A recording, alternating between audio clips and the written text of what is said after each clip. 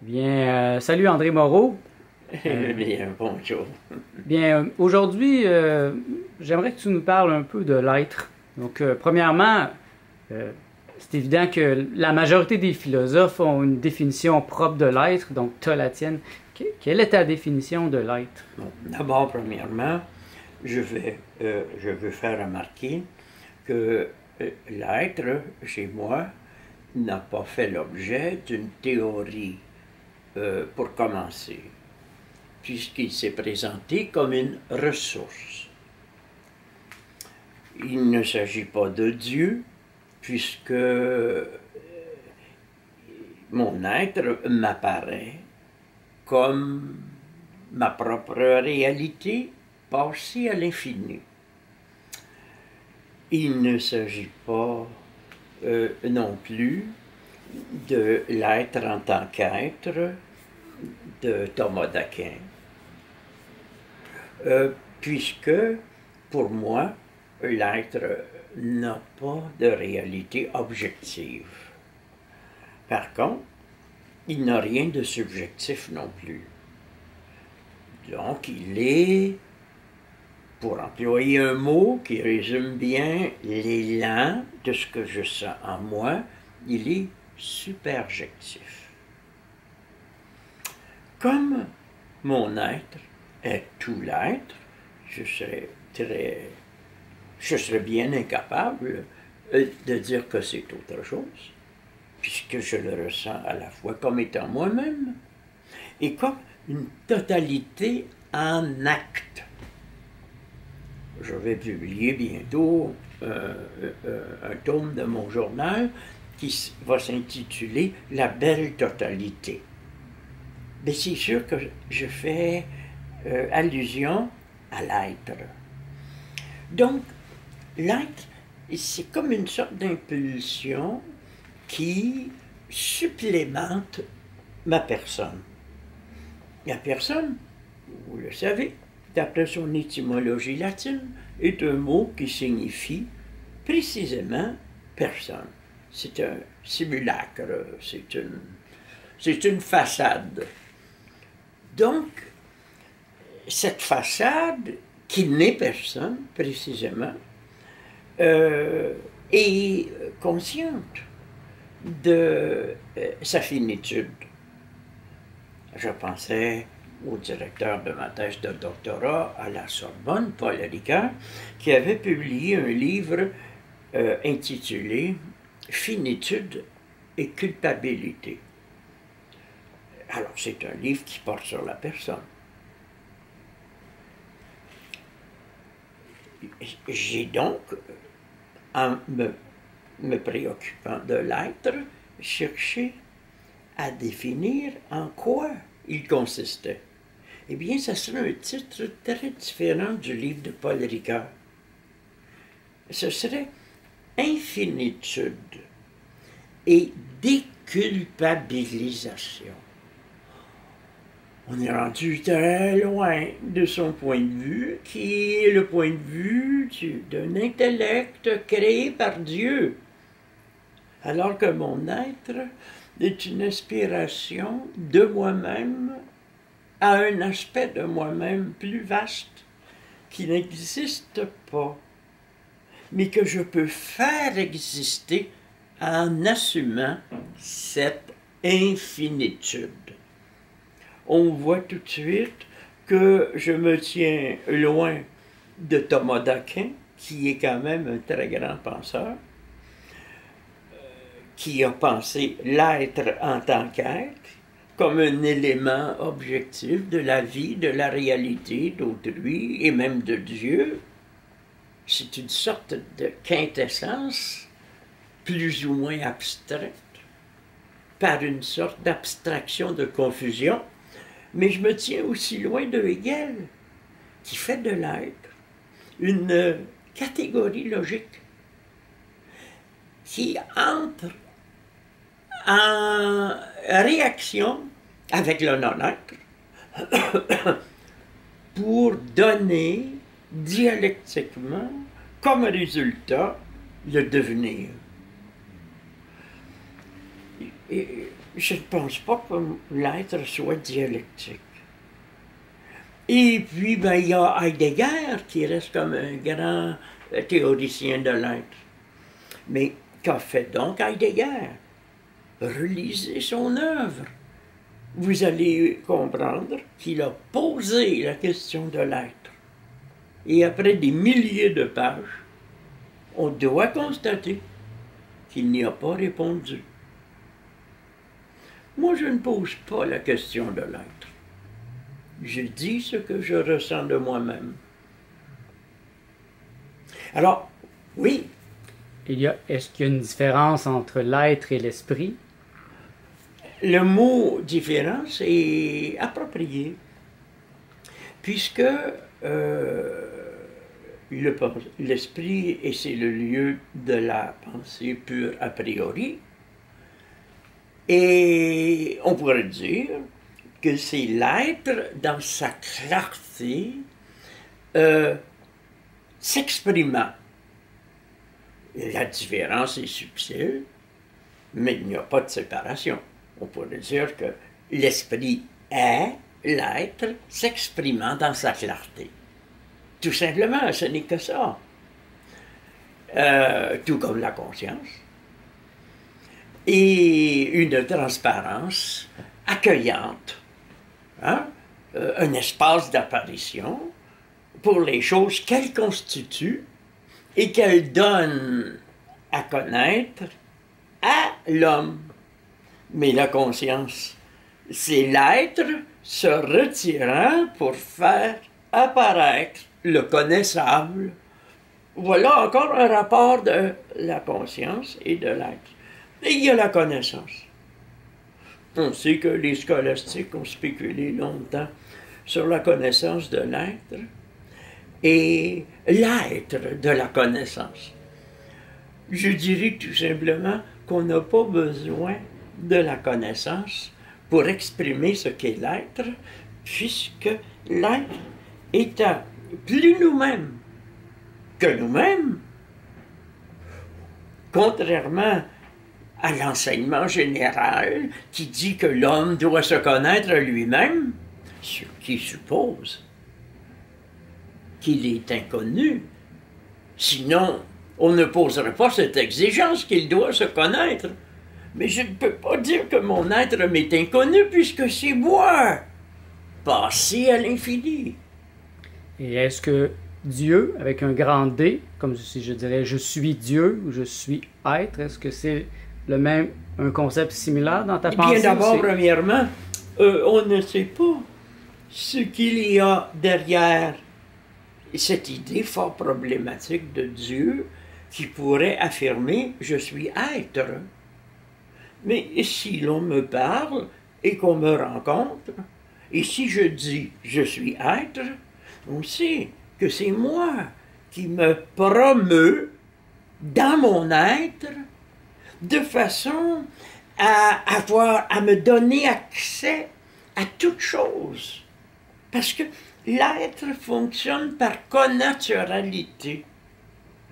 Je n'ai qu'à ouvrir les yeux sur le monde pour me reconnaître, puisque c'est toujours mon être que je vois à travers les phénomènes, les événements, les personnes. C'est toujours mon être que je vois, même à travers le néant. On sait que j'ai donné une définition de l'être, il y en a plusieurs, hein, comme étant mon propre néant surmonté dans la joie. Ce genre d'impression profonde se fonde dans des expériences. Ce ne sont pas, pour mettre ici, faire une distinction raffinée, là, ces expériences ne sont pas spécifiquement des vécus. Ce sont des étés. Dans le sens où ma personne est été par mon être. Vous faites une distinction là, entre avoir été et être été. C'est un néologisme que les traducteurs de Martin Heidegger ont utilisé.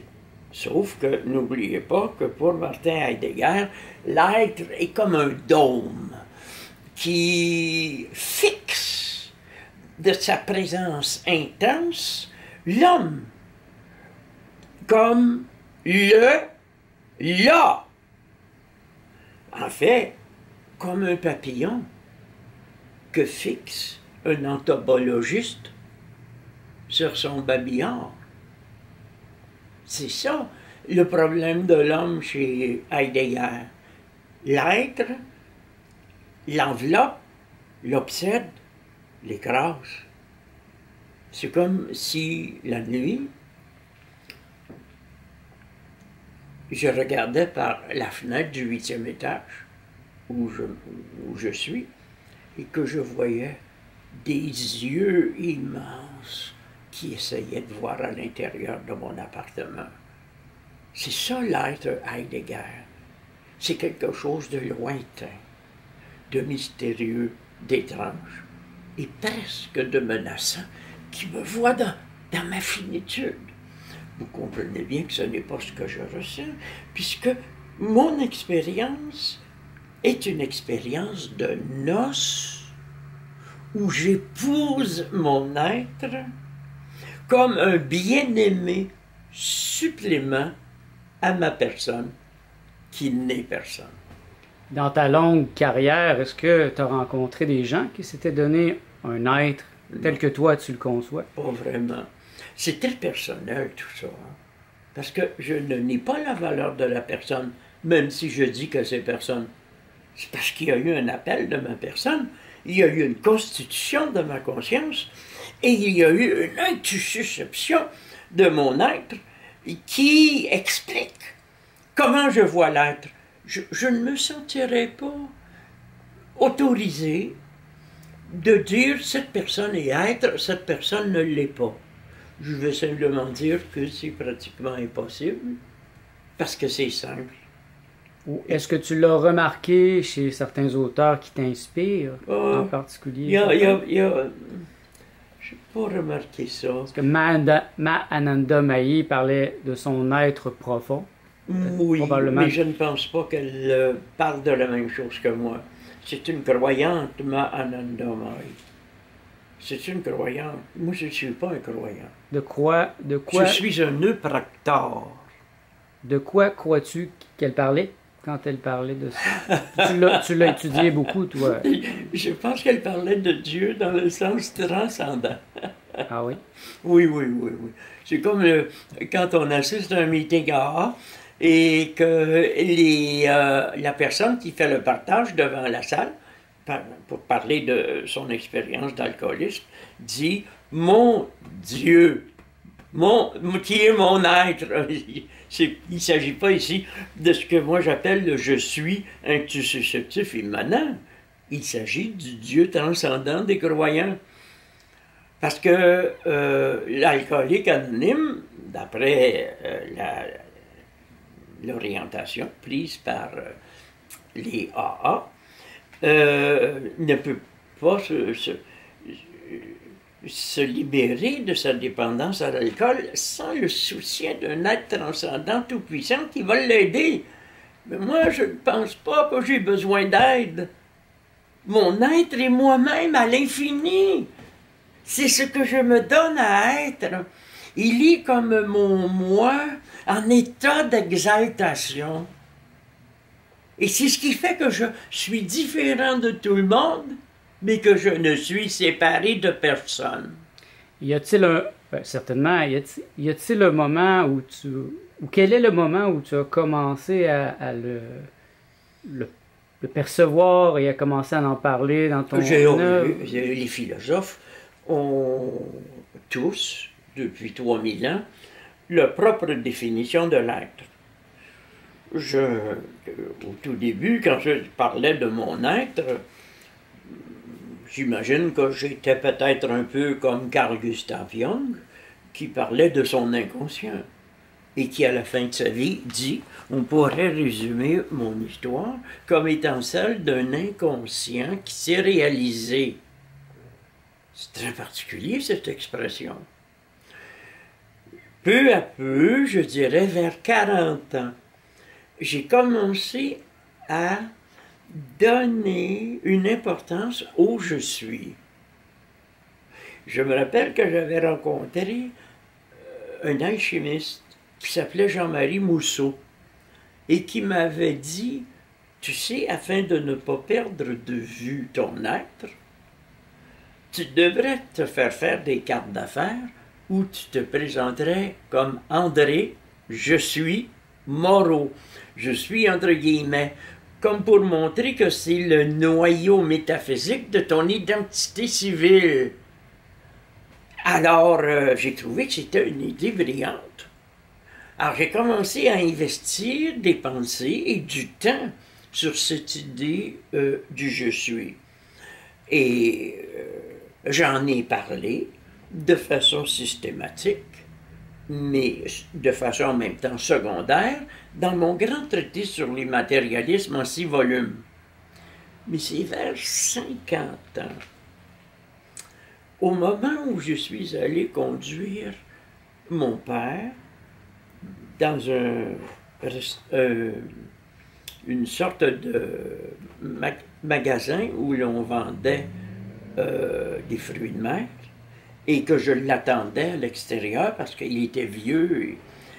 Et je me suis dit, est-ce que j'aime mon père, hein? Mais est-ce que je suis en train de faire la bonne chose, de lui consacrer autant de temps, alors que j'ai en moi un projet transcendanteur? Et là, j'ai entendu une voix étonnante. Tu fais exactement ce qu'il faut pour réaliser ton grand projet transcendantal. Et pour le reste, laisse-moi faire. Là, c'est comme si j'avais heurté un mur métaphysique.